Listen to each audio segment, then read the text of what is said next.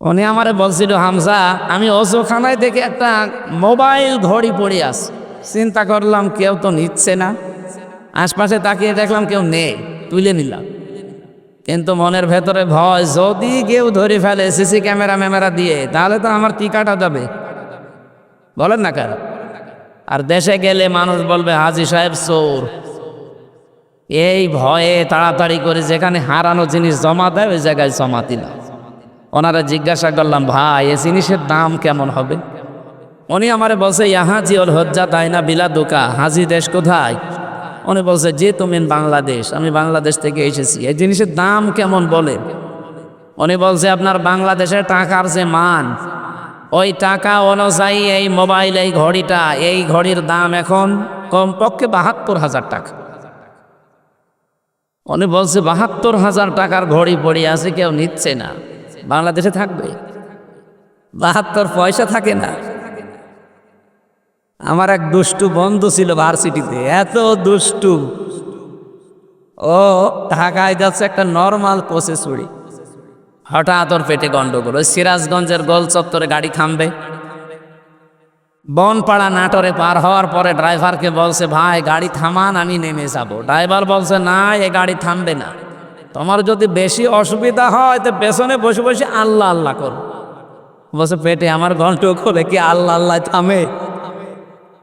পেছনে যেয়ে দেখছে সিটের পকেটে ওই যে পলিথিন থাকে বমি করার জন্য, ওইটা নিয়েছে দুইটা, দুই সিটের মাঝে বসে ওই কাজ করিস। চিন্তা করে আমার তো বদনাম হয়ে যাবে। পকেট থেকে একটা রুমাল বের করে 4 কোনা করে বেঁধেছ, জালানার কাজ খুলে পেছনে ফেলে দেবে। আল্লাহর ইশারা, পেছনে আসছিল মোটরসাইকেলওয়ালা, পড়বে কি একেবারে মোটরসাইকেলের সামনে। মোটরসাইকেলওয়ালা চিন্তা করছে একেবারে সাদা রুমাল ধবধবে, বাস থেকে পড়ে গেল কি গো। এ রুমাল যখন নতুন, এ ভেতরে জিনিসও মনে হয় নতুনই হবে। ও বলছে, দেখলাম রাস্তায় ওই লোকটা তুলে নিল, কাজ দিয়ে আমি তাকিয়ে আছি। ও বাড়ি যেয়ে টের পাবেন যে কোন নতুন জিনিস। আমারে বলছিল, হামজা আমরা যেভাবে ডিজিটাল হওয়া আরম্ভ করেছি, এদেশে পায়খানাও নিরাপদে নেই, তার প্রমাণ আমারটা। না, নিরাপদ যদি আমরা করতে চাই, এদেশে সোনা পড়ে থাকবে, যারটা তার ঘরে পৌঁছিয়ে দেবে, সেটার জন্য এই যে এইটা দরকার। এই কথা বলছেন আল্লাহ রাব্বুল আলামিন এই রমজানুল মুবারকের জন্য এইটার নাম দিয়েছেন শাহরু রমাদানাল্লাযী উনজিলা ফীহিল কুরআন। আল্লাহ পাক বলেন, এই সেই মাস যার নাম রমজান। এখানে আমি তথ্য জানার জন্য বলছি, আলেম আছে না? পরা কোরআন শরীফে কয়টা মাসের নাম আছে বলেন তো? হ্যাঁ হ্যাঁ, কয়টা? না, মুহররম, সফর, রবিউল আউয়াল আছে? নেই। পরা কোরআনে মাত্র একটা মাসের নাম আল্লাহ দিয়েছেন, তার নাম রমজান। হ্যাঁ, 12টা মাসের নাম সূরা তাওবা একবারে আছে, কিন্তু নাম নেই। ইন্না ইদ্দাতাশ শুহুরি ইনদাল্লাহি 12 শাহরান ফি কিতাবিল্লাহ। আল্লাহ বলেন, আমার কিতাবে আমি লিপিবদ্ধ করেছিলাম 12টা মাসের নাম, কিন্তু কি কি এটা আর বলেন নাই। একটা মাসের নাম শুধু কোরআনে আল্লাহ দিয়েছেন, নাম কি? আরো জোরে বলেন। রমজান শব্দের শাব্দিক অর্থ হচ্ছে জ্বালিয়ে দেওয়া, পুড়িয়ে দেওয়া, শেষ করা, মিটিয়ে ফেলা। প্রায় 33টা অর্থ আছে। রমজান অলরেডি এখন চলছে, কি জ্বালিয়ে দিতে এসেছে রমজান?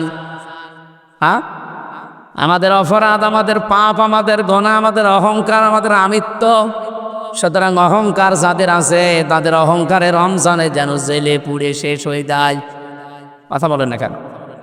রমজান আসার পরও যদি আপনি অহংকার থেকে মুক্ত হতে না পারেন, আপনি মরণের আগে আর সোজা হবেন না।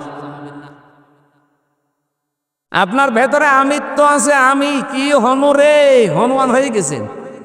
এইটা আপনার ভেতর থেকে রমজান আসার পরও যদি দূর না হয়, আপনি বিশ্বাস করে নিতে পারেন যে আপনি মরণের আগে আর সোজা হবেন না।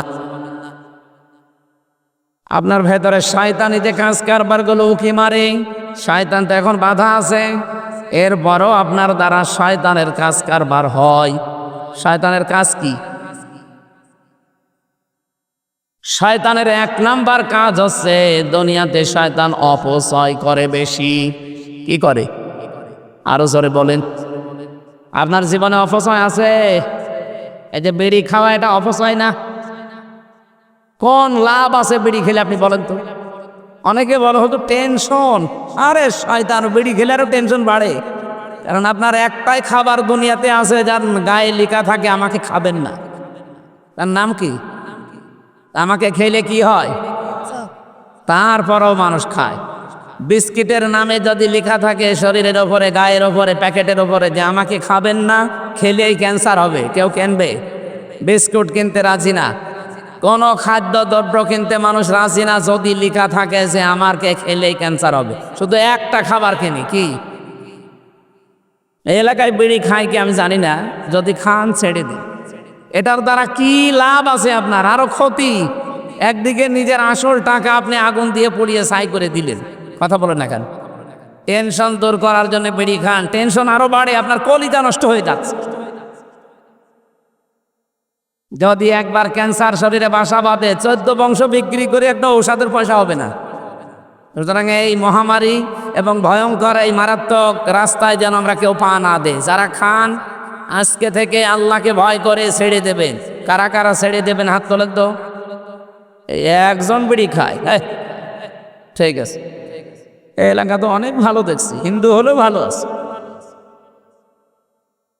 আমার ভাইরা, শয়তানের এক নম্বর কাজ আমরা বলছিলাম অপচয় করা।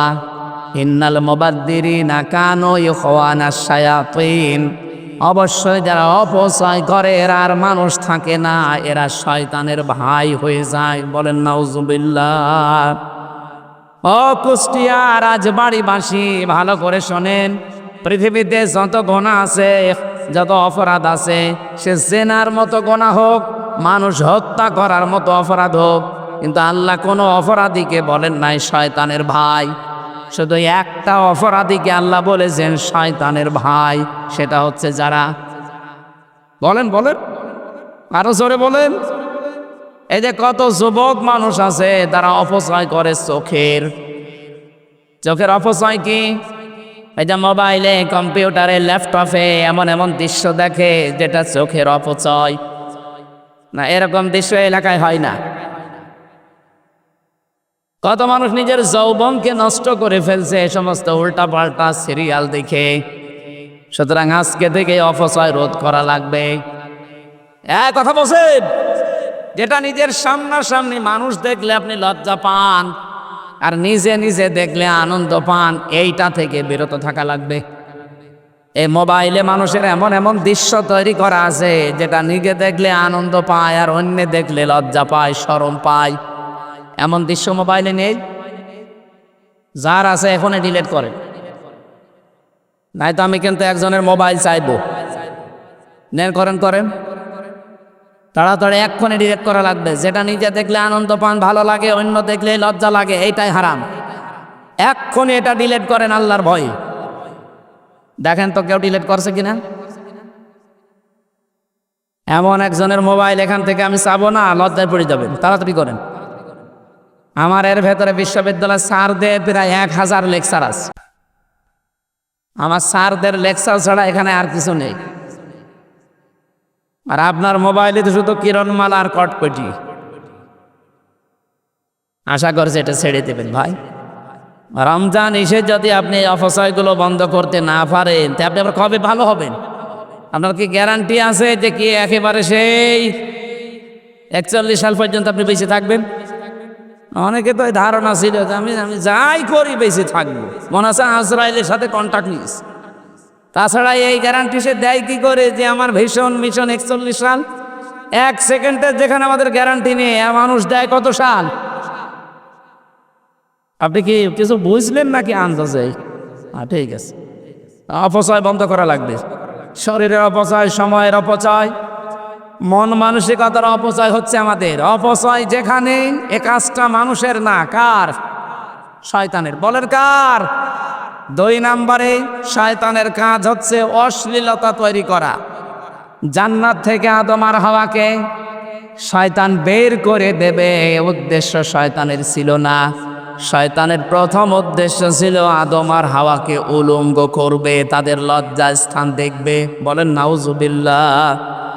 সুতরাং আজও যারা যৌনতা ছড়াতে ভালোবাসেন, নিজের গোপন অঙ্গগুলো মানুষকে দেখে আনন্দ পান, ভালো লাগে, আপনার শান্তি লাগে, আপনি বুঝবেন আপনি আর মানুষ নেই, আপনাকে শয়তান দখল করে ফেলেছে। আজকের জোয়েল সাহেব যদি বাড়িতে যে সালাম দেন, ওনার স্ত্রী বের হয়ে বলছে শোরের বাচ্চা, ওনার রাগ হবে না? জ্ঞানী মানুষ হলে রাগ করার কথা না।